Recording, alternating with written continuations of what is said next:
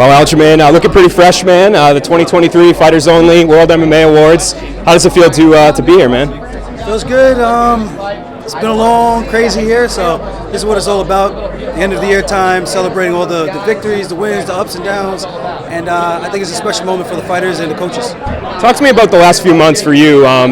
Since the championship reign came to an end, I guess mentally, as a person, has it been nice to kind of breathe a little bit, maybe not necessarily have that pressure, or has it made you hungry, or are you itching to get back in there? I'm definitely itching to get back. All I wanted was 1 month off to have my vacation, decompress a little bit, and reset. It is what it is. I got rushed back a little bit, but I took the fight. No excuses. The better man won that night. I'd eventually like to run it back down the road, hopefully at 145, and we'll see who's the real better man. Talk to me about the 145 life. We talked to your teammate Nazim earlier. He said he's seen out of you that you seem a lot happier not having to be a 135er anymore. Does it go beyond that? Is it physically, do you feel just better as you prepare for your featherweight debut? I definitely feel physically better. One of the things, the difference from going from the Henry fight to the O'Malley fight was just that mental reset of knowing that I'm going to have to make that weight cut all over again, getting up to 175 pounds and knowing that I got to get back down. It's that mental roller coaster. It's not easy on the body. Having a little bit of a break is always more beneficial. So this is nice. Not having to think about cutting 35 pounds. It's a little bit less. And it's still going to be tough. Still going to be a tough weight cut no matter what. But I do feel like this is going to give me a fresh, at least on my career. And I'm excited about the opportunity. And hopefully I'm on that Miami card and we can start the trend off in the right way. It must be nice to not have to be asked about Merab all the time as well, about you guys fighting and what happened. So is it nice to kind of have that, at least for now, be clear in your brain? Yeah, I never really understood that thing. I always said, win or lose, I plan on going up. So it was just one of those things, like, I'm not sure why people were pushing that narrative that we need to fight in order for him to fight for a world title. He beat the other guy that I fought to get a world title. So what's the difference? And I think the way he beat him was way more impressive. So with that being said, we know how the UFC works. It's a little bit more on popularity sometimes in a business standpoint, and I get that. I would like for us to eventually get back to the merit side of things. That's what I'm all about, man. I fought the most ranked fighters, and it's nice that Merab's get his shine. I can get my shine, and hopefully I can have the same success that I've had at 35. You said you want to return to Miami. That's in March. I guess bodes the question, who do you want? I know you mentioned on your YouTube channel about Calvin Kattar and that had been floated. You had tweeted about Max Holloway. So I guess kind of what are you hoping for? What's the ideal and realistic scenario, do you think? Realistic scenario is probably myself and Calvin Kattar. He's the only one I think that doesn't have a fight. He's been out for a bit as well. At this point, by come March, I'm probably going to be out for a bit as well. So with that said, I think that's going to be the fight. But the Max Holloway fight would be a nice one. 2 former champions going at it. Max doesn't really have much to do right now unless he's going to go up to 55. That's still speculation. But if he gets busy, or should I say if he gets bored, and Max, the best is blessed, but Funky's got something to say about that as well. So if you do decide to hang around 145, it would be an absolute honor to share the octagon with you. And last one from me, Sean O'Malley versus Chito Vera. I guess when you hear that, you obviously fought Sean. You've been in this division with all these guys, so you probably have your feelings about who should be fighting Sean and whatnot. But Merab, too, getting passed over. I guess, were you surprised at all? Maybe people say it's the bigger fight to fight Chito. There's more heat behind it. But what was kind of your reaction to the next bantamweight title fight? I was hoping that the fans would get more behind the merit side of things, but some of the fans like the drama.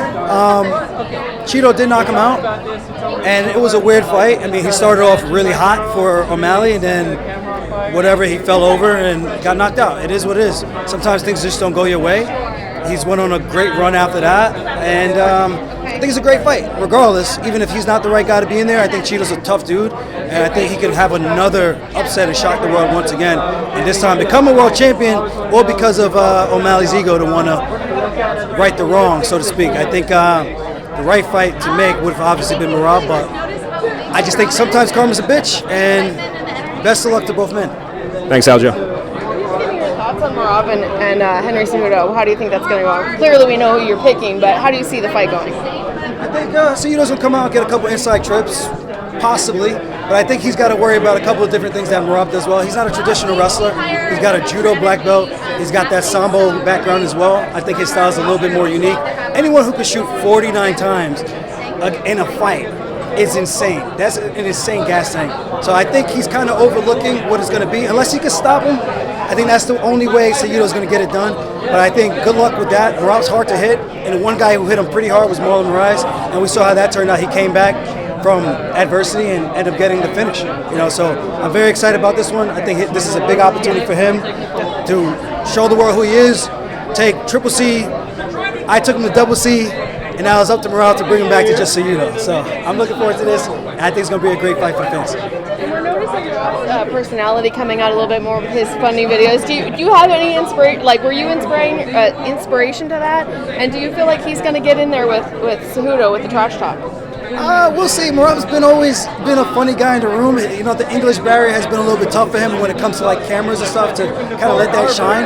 I think the better his English has gotten, the more he's been able to show the world his personality. And I think that's the thing that people have to realize. It's not that he's not a personality. He has. Merab's a funny dude.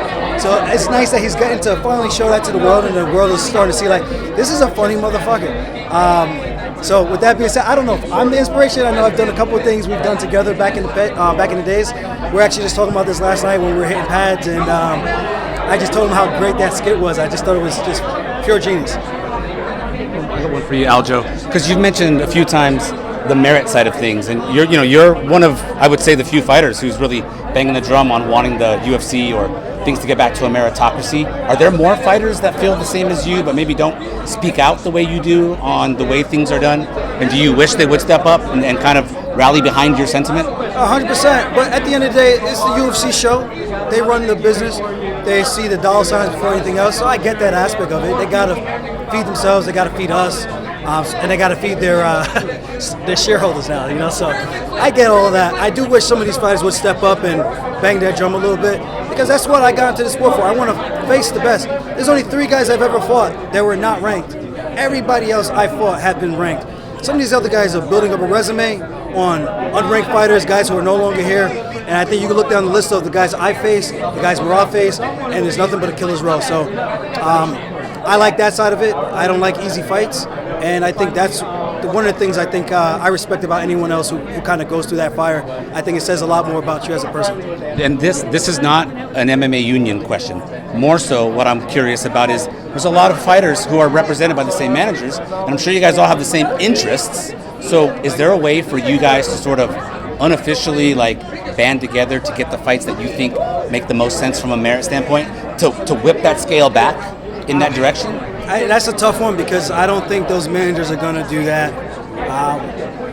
I don't want to say too much and get my shoe bite my nose and spite my face, kind of a thing. But there's a lot I can say about managers, and I think they're looking out for their best interests more than they're looking out for their fighters. I think that's the most political answer I can give, and I don't think there's ever going to be a time where they're going to be on the fighter side. It's more about their pockets, how many athletes they can get, and how many different ways they can get paid. Could fighters be more hip to that and sort of do anything about that? Hey, listen, behind the scenes I try talking some sense to these guys. I'm not trying to piss anybody off, like I said, but there's a lot of fighters that do not need to have management, because those managers are not doing anything for these guys to elevate their careers, respectfully. And again, some of these guys do good work, some of these guys don't.